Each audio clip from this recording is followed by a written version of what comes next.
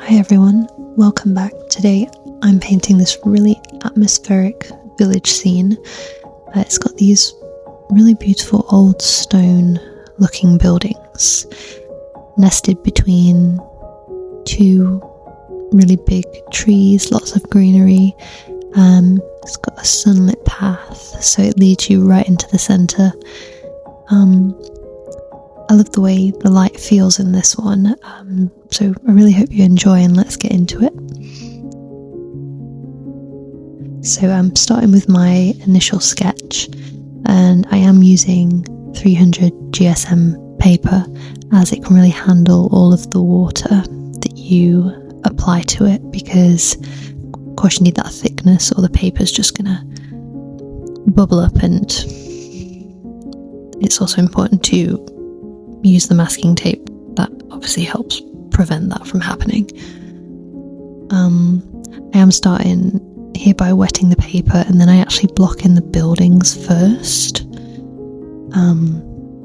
Technically I don't know if this is correct, or even if there is technically a correct way. I'm not too versed with watercolour, I'm still learning this medium, but I decided to block in these first and then put the sky in to get a really sharp effect along the buildings. I am using the Winsor and Newton Cotman watercolours for reference. And this brush here, it's literally from like a pound store. It's just a flat wash brush. And yeah, it just works perfectly for watercolour because of that particular shape it has. It's very flat and it can hold a lot of colour. It just creates marks that are really interesting and natural looking.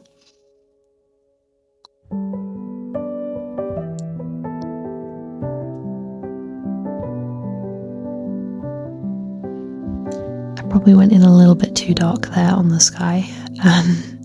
I'm just showing you the brushes here, the main ones that I used in this painting. There's the flat mop style brush, and I also used a larger brush here with a nice point on it so you can still get details. And then I've got my sword brush, which is always great for branches.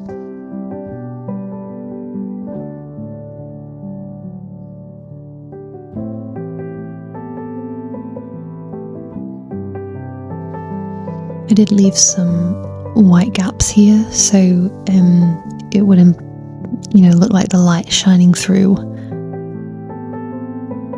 breaking through the clouds. I don't know if it works super well. I really need to work on my skies. It doesn't quite look how I wanted it to, but that's okay. Here I started to block in the greenery as well on the sides. I really love using greens, and it is important to not just use the greens that the paint companies provide. Definitely add in different shades in there to differ the hues. Like you can use pinks and purples, and that makes it more cool. You can also use blue in there to create more shadowy effects, and then you can add yellows in there to make them a lot warmer, and that just varies your greens rather than just using what's already there. It definitely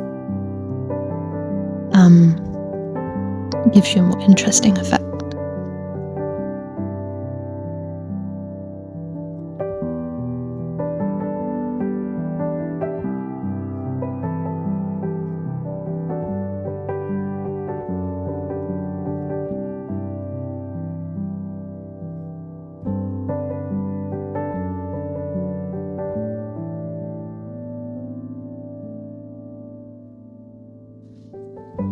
These were definitely the anchors of the composition, so the two buildings, which are brighter, they're in the sunlight, particularly the one on the right. And then you've got the greenery there and the interesting looking sky. So this is the point where I had let the painting dry. So I had my base layer, and then I'm going in here with the second stage, just adding in more detail. And this is where the painting will more so come together. The initial stage was just blocking in, and now I can add details and bring it to life more.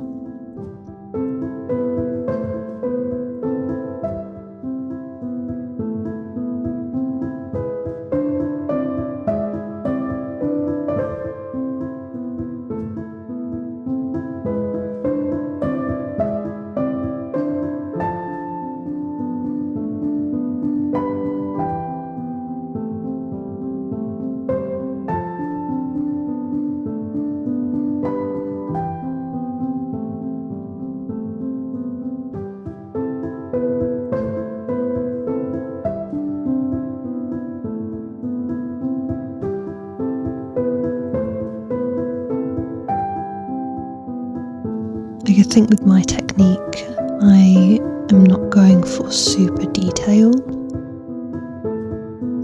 I do like it to be a bit more fluid and free, and so I'm not trying to paint every single leaf, I'm just giving the impression. I love how it looks as well. Watercolour is so fun to use. You can just see how the paint has a life of its own, especially when the paper is wet, like the wet on wet technique.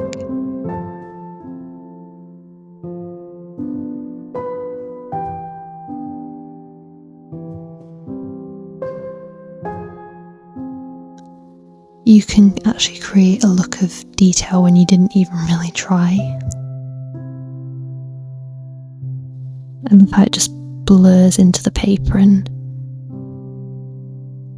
it's so interesting. I hope you guys find it interesting to watch.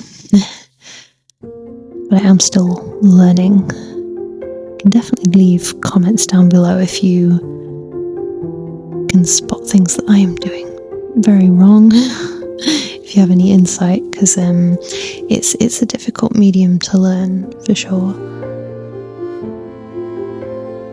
But I'm enjoying doing it, which is probably the most important thing.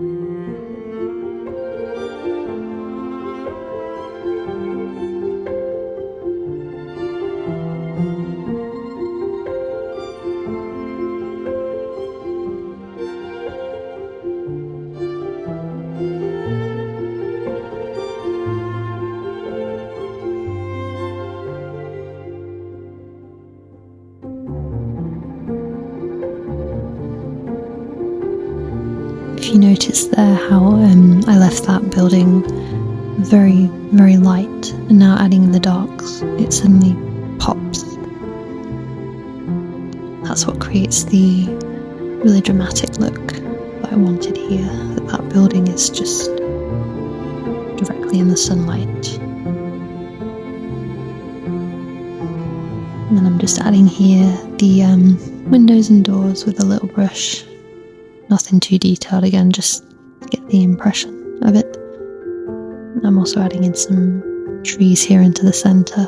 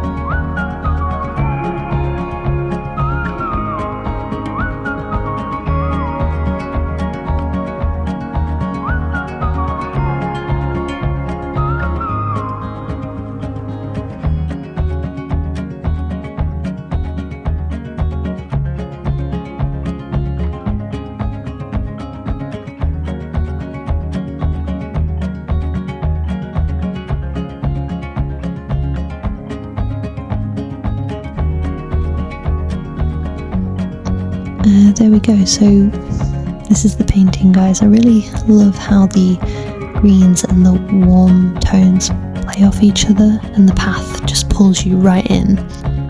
I really do hope you enjoyed this painting, and I'll see you again next time. Bye, guys.